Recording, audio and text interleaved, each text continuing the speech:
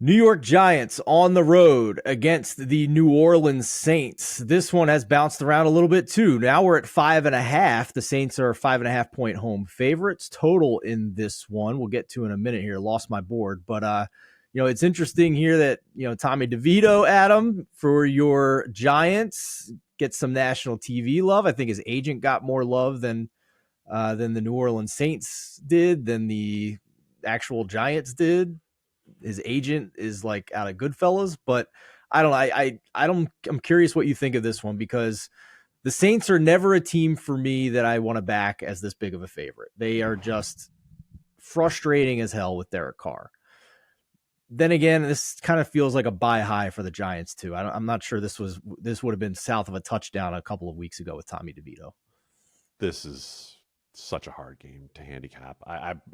I'll start by saying, if you want to skip ahead, I'm passing, and hit the plus 30, and I'll give you just a little bit of analysis here. But no Chris Olave for the last 2 days at practice. We already know how weak this offense has looked.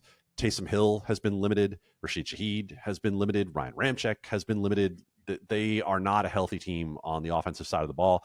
And I think we started to see the cracks in the armor last week for the Saints. You had Derek Carr arguing with offensive linemen. They only put up 200 yards against Carolina.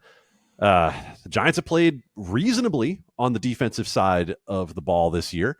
As for the Tommy Cutlets experience, I hate the fact that I can't really lean into this.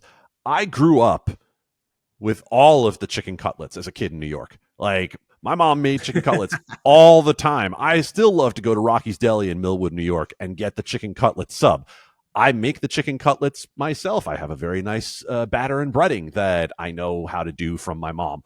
And I enjoy all of those cutlets, but yet Tommy Cutlets has come in, and I'm happy for him. I am happy for his agent and his parents and all of Northern New Jersey.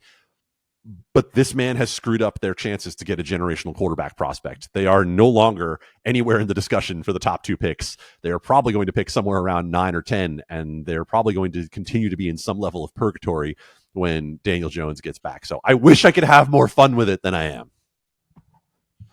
Your coach is too good, man. Like, you have Brian Dable, who has made Tommy DeVito competent. Like, your coach is too good to lose enough games to get a generational quarterback, and you're stuck.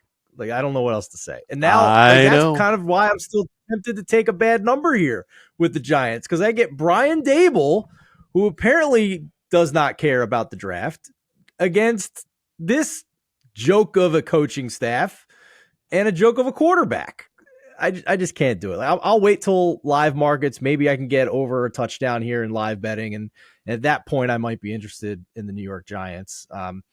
It's just it was so funny. You look at just last week. Obviously, it's been a punchline at this point that Zach Wilson and Tommy DeVito were the players of the week in each conference. It's just crazy alternate reality we're living in here. But it wasn't just them at the top of the EPA plus CPOE composite for last week. It was Browning as well. So I'm just saying that I'm making myself not run to the window to bet these terrible quarterbacks who had one good week. In DeVito's case, he had 2 weeks to prepare with a mastermind on offense to get ready for it off of a late season bye against the Packers at home.